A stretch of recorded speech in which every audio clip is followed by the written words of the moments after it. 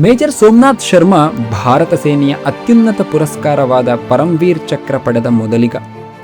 ಸೈನ್ಯಾಧಿಕಾರಿಗಳೇ ತುಂಬಿದ್ದ ಕುಟುಂಬದಲ್ಲಿ 1923 ಜನವರಿ 31ರಂದು ಜನಿಸಿ ತಮ್ಮ 19ನೇ ವಯಸ್ಸಿಗೆ ಸೇನೆಗೆ ಸೇರಿದರು.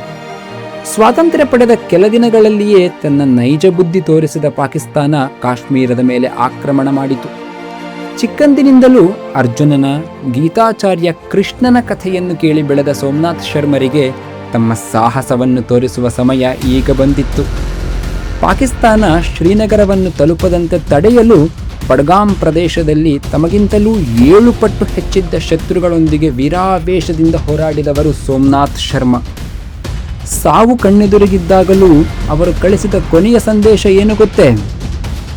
ಶತ್ರುಗಳ ದೊಡ್ಡ ಸೇನೆ ನಮ್ಮನ್ನು ಸುತ್ತುವರಿದು ಗುಂಡಿನ ಸುರಿಮಳೆಗೈಯುತ್ತಿದೆ, ಆದರೆ ನಾವು ಒಂದಿಂಚೂ ಹಿಂದೆ ಸರಿಯುವುದಿಲ್ಲ, ಕೊನೆಯುಸಿರಿರುವವರೆಗೂ ಹೋರಾಡುತ್ತೇವೆ.